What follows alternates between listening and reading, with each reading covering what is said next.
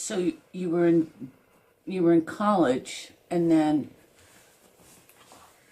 you were saying you decided you were going to go into sign up for the military. How'd that all come about? Well, actually, as I told you earlier, I came home from college. I was on my second year, and I knew the next semester I'd be transferring to the University of Miami, and I was studying to be a journalist. I said I was going to be the next Walter Cronkite. But when I got home, and as I told you before, Big Daddy was living with us, and had a letter from Selective Service, the draft board. I had to register. I wasn't sure what this meant. Big Daddy explained it to me, and we went down to downtown Lakeland, and we talked a little bit. Big Daddy was in the Marine Corps back during World War I. He was in Europe. He was one of the devil dogs. And anybody that knows who the Marine Corps is, it was a name that was given by the Germans. They were vicious. They fought hard. Anyway, I thought that this would be a good opportunity for me, and he explained it to me. You get to see the world, you get to do this, and you've got enough college, you never know what the Marine Corps might offer you. So we went down to the recruiter's office that afternoon, and it was downtown over by Searstown there in Lakeland, a big shopping mall that had been built there, Armed Forces recruiting office. And got out of his truck, and we walked up there the sidewalk, and there was a big picture there. Had an F-4 Phantom jet. It was tilted like this, full afterburners kicked, and I said, God, that's what I want to do. And went in, and this Marine Staff Sergeant, built like a tank. I mean, he had arms that looked like tree trunks. He introduced himself. Staff Sergeant Lale was his name. And I don't remember where he said he was from. But anyway, he said, well, son, what do you think you can do in the Marine Corps? And I says, can I show you something? He says, well, sure. So we stepped outside, and I showed him that picture. I said, I want to do that. He says, really? He said, you got enough college? I said, yes, sir. I'm in college right now. He says, well, when are you going to graduate? I said, well, I've just finished my second year.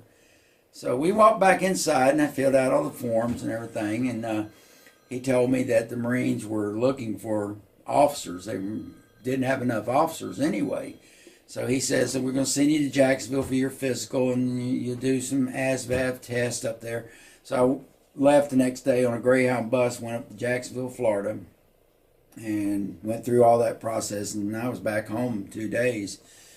And it was a Friday, I believe it was, and I get a phone call, and he said, Tommy, can you be down at my office in 30 minutes? I said, sure. He said, I'll see you then. So I was excited, and me and Big Daddy got in his truck. We went down to the recruiting office and walked in, and he says,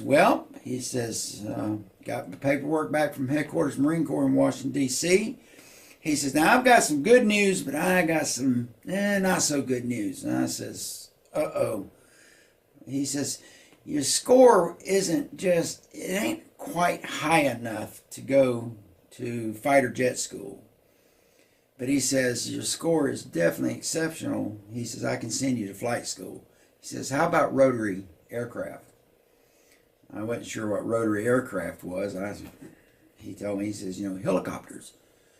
He said, that's a good field.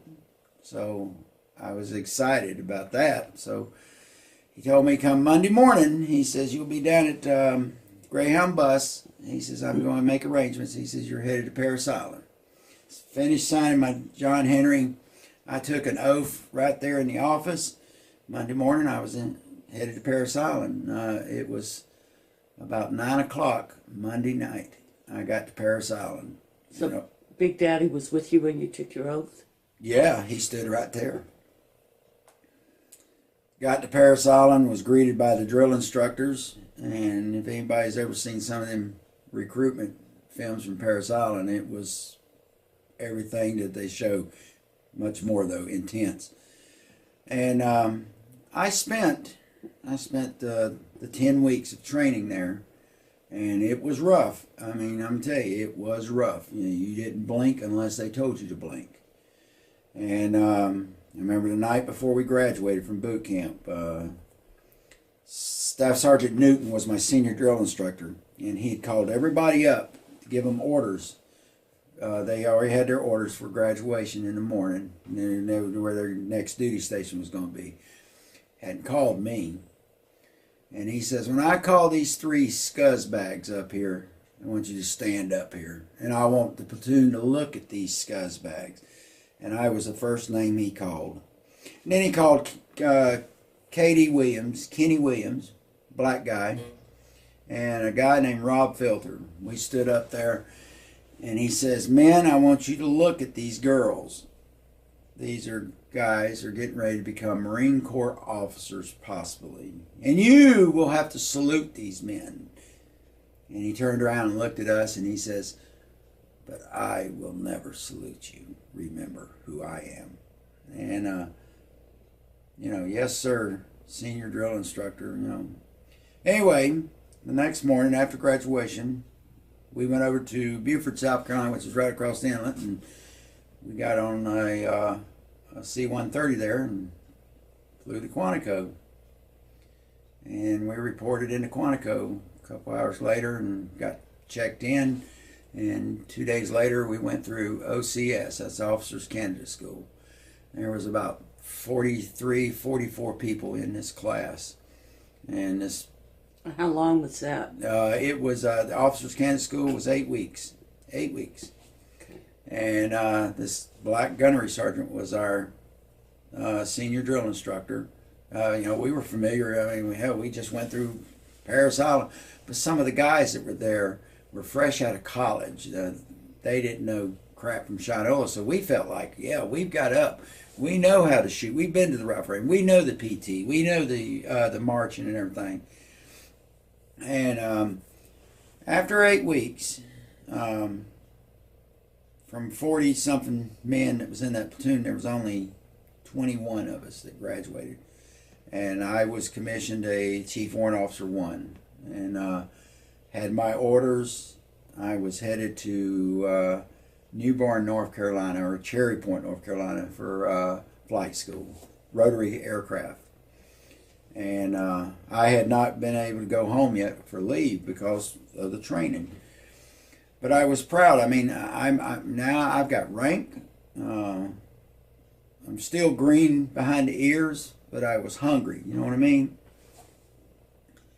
So I got to Cherry Point that afternoon, and I checked into the training squadron there. And this sergeant took me and K.D. Williams, the black guy, and we billeted together at the officers' quarters. And me and K.D. had went through boot camp together, OCS together, and now we're going through flight school together.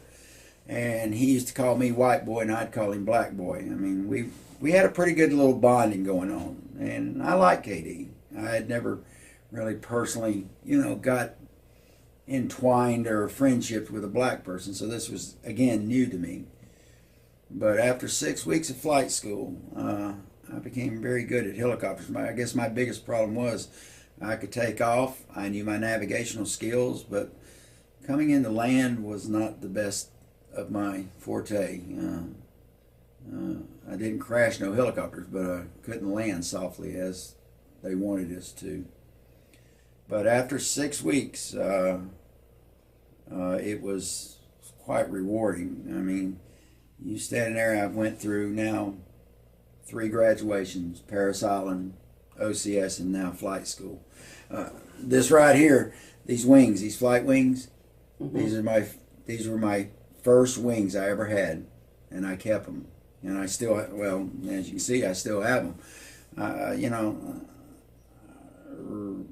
I was proud of them. I mean, I had actually achieved something that without somebody telling me I had to do it, or you can't do that. This was a decision. This was my first, I guess, as a young boy, my first real decision that I made on my own. I wasn't forced or, you know, you can't do this or you can do this. Now, Big Daddy, he told me, he said, if you set your mind to do something, you can achieve it. And I remember them words, and I had set my mind. But I guess the hardest thing in flight school was I was about a week from graduating. I got called into the wing commander's office and told me that my grandfather had passed away.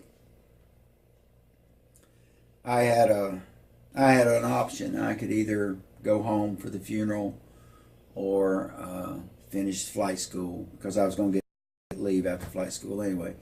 And I knew good and well that this is not what my grandfather would want me to do. I finished flight school, and when I got home, yeah, it was a little saddening that, you know, Big Daddy wasn't there no more. He wasn't there physically, but he was there spiritually, and I knew he was there somewhere, and he was probably saying, "That's my boy." I guess I had 10 days of leave, and I had orders to go to Camp Pendleton, where I would get my orders for my first actual Marine duty station. Didn't know where it was at. You know, I figured, well, I'm going to be on the West Coast in California at Camp Pendleton. They have helicopter air wings there. But the 8th day I was home, Mr. Coleman told me he was proud of me. First time, I guess I can remember him calling me son. He made sure my collar was straight, my wings were on properly, and yeah, I had one little old ribbon above them wings, or below the wings rather, and it was a national defense, you know, that's the national defense ribbon. There, everybody in military gets them, Army, everybody. And I didn't know where I was going. He just told me to do my very best, and I did. When I got to Camp Pendleton, KD was there already, and I checked in, and we got our orders the next day from a major, and he says, "You boys are headed to Southeast Asia." And I didn't know what he meant by Southeast Asia, and I spoke up. I said, "Sir, we're at in Southeast Asia." He says, "Look at your orders there, Gunner." And that was the nickname they gave warrant officers, Gunner. I looked at it and it said Southeast Asia. We actually had 75th Marine Air Wing Squadron, MABS 18, Da Nang, South Vietnam. And when I saw South Vietnam, I started having, I guess, my first flashbacks of what I'd seen as a kid growing up on the news. And I went, oh my God, this is real. I mean, this is real time now. Reality comes in. I mean, I'm a punk ass kid, so I've got 2 years of college and I know a few things and I've learned how to fly a helicopter, but now I'm going to where the shooting is real. It's not going to be on TV now. I'm going to get to see it firsthand. And me and KD got on that Flying Tigers jet. We flew out of LAX, and we flew to Anchorage, and from Anchorage we got on a C-141 Air Force jet, and they took us to Kadena Air Force Base there in Okinawa. And I would get to see Kadena several times while I was in the Marines. And there at Kadena they put us on a C-130. About a 5-hour flight from Kadena to Da Nang. And within an hour before touchdown, the flight, I don't remember the rank. He was a non-commissioned officer. I think he was like an E5, E6 manifest chief on board the plane. Come down. And he says, "You guys, we're getting ready to get into a hot zone." Well, we had learned what hot zone was. That means there's possibly going to be shot at. And of course we didn't get shot at, but when I got to Da Nang, I stepped off that bird. I was good to get off. Had my sea bag, and when we stepped off, it was like walking in an oven. I arrived at Da Nang on the 28th of December 1972. And you think, okay, it's December, it should be a little cold, should be, nah, it was like the hottest summer in Florida. Their seasons are a little bit different, I assume. And I checked in, and when I checked in, me and KD stood before this major, little short guy. Had a cigar and had on a white shirt, no hat or cover or anything. He looked at our orders and he says, Kenny Dwayne Williams, 2nd Lieutenant. Okay, you're going to be with, I don't remember who he was. He was putting them with pilots that were already had been there, experienced pilots. You're going to train with this pilot. He picked up mine and looked at me and he says, Tommy Coleman. He looked at me and he says, Tommy, do you know where I'm from? No, sir. He says, I'm from Tampa, Florida. He says, see right down here, you're from Lakeland, Florida. I said, yes, sir. He says, I'm going to put you with the snake. He says, Lieutenant Jones, he's going to train you. And I'm going to watch you very closely, son, because you're from Florida. I take good care of my men, especially if they're from my home state. He looked at us and he says, guys, I have 3 rules in this squadron. 1, you don't salute nobody, no matter what their rank is. And 2, you do exactly as you're told to do. Train exclusively and listen to the men that are going to train you. And 3, I don't want you dead in my squadron.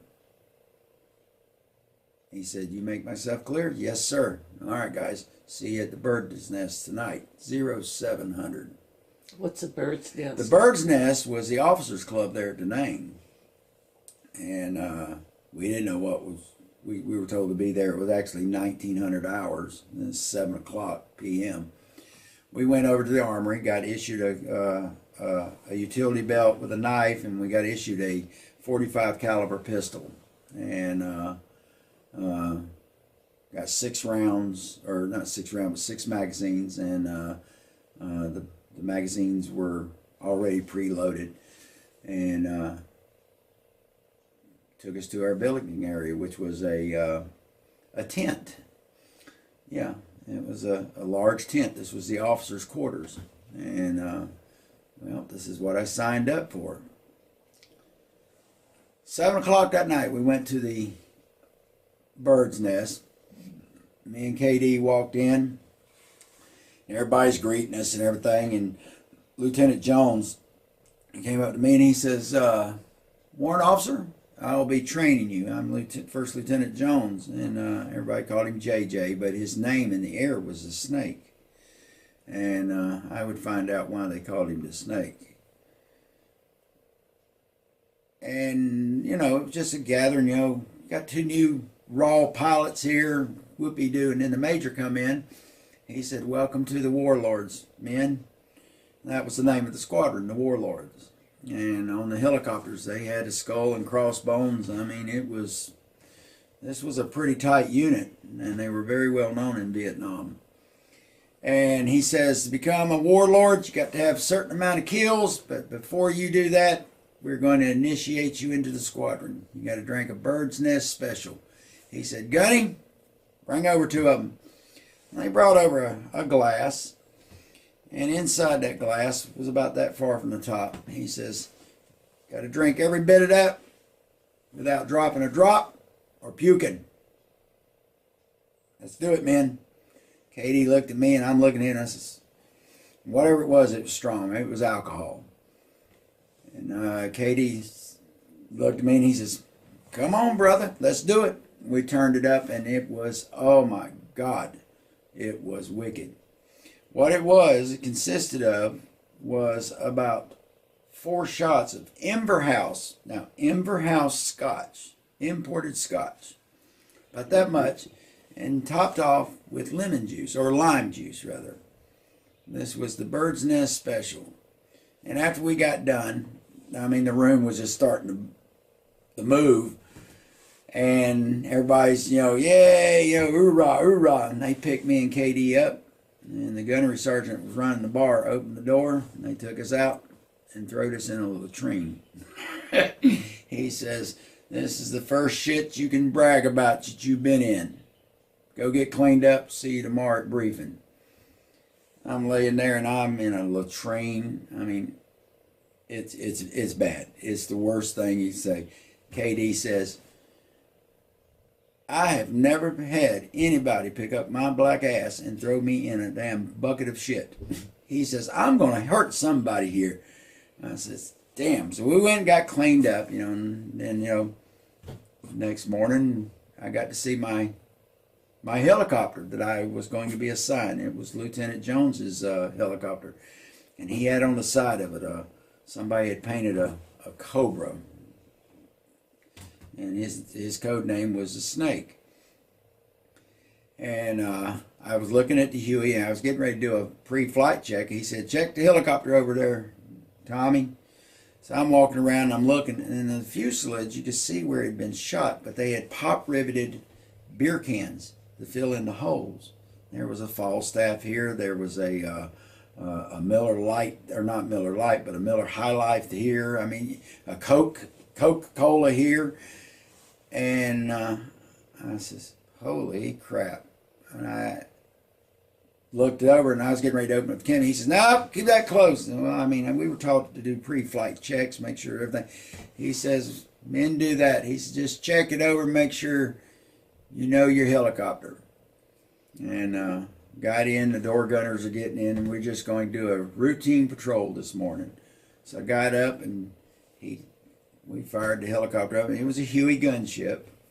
And we flew for about an hour till, our fuel was starting to get into the point that, we got to turn around and come back to base. And he says, go ahead and take us home there, gunner. And I looked over, and he did not have the control. The helicopter was still flying on its own.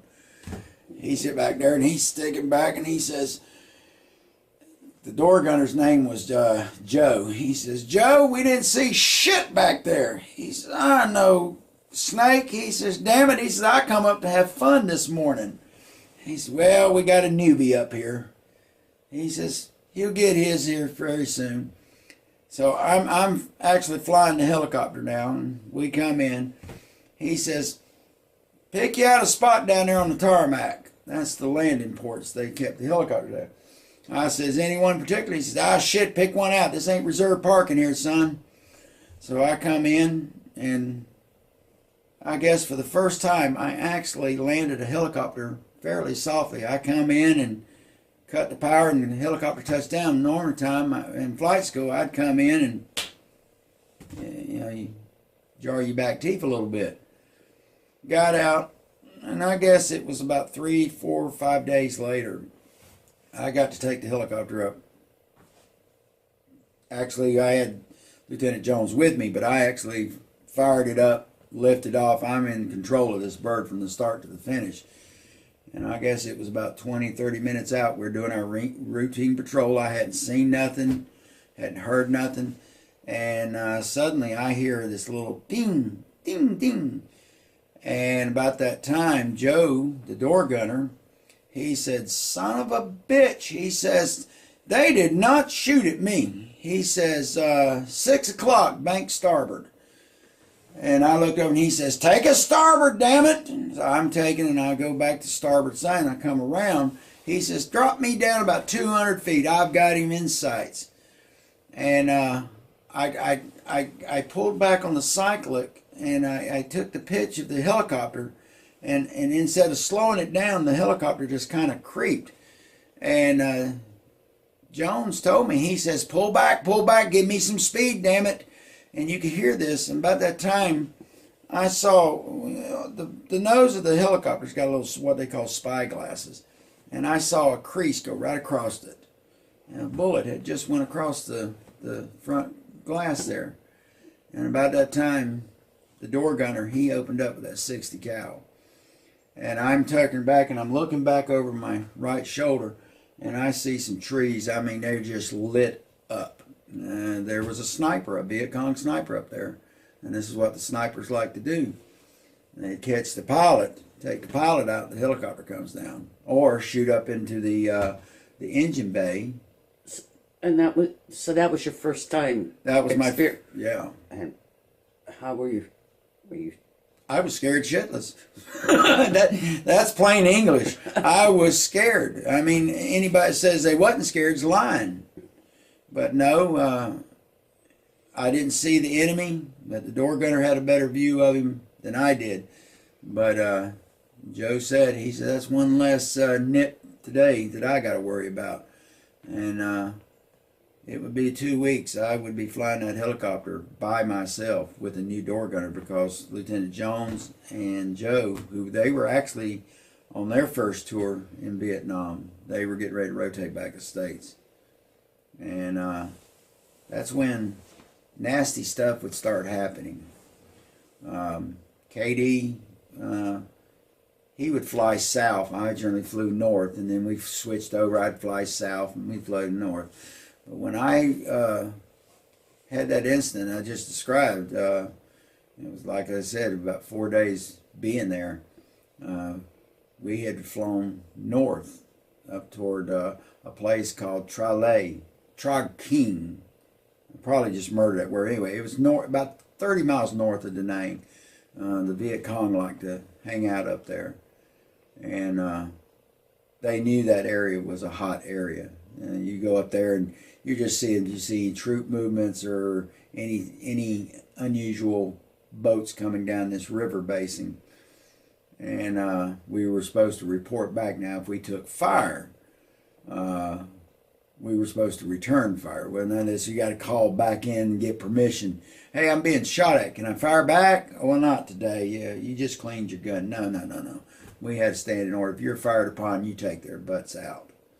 And I learned very quick from Lieutenant Jones. He told me, he says, you're going to have to field this helicopter. You're going to have to make split-second decisions and make damn sure the decisions are correct, because you've got a man behind you you're responsible for. And if you get killed, he's going to get killed. And I hadn't seen no dead bodies yet. I hadn't seen nobody killed yet. And so how many people were on a helicopter? So most of the time, when we went out on patrol, it was the pilot and the door gunner, one door gunner. But now, if we went into areas to resupply fire bases, there was generally two door gunners and a co-pilot.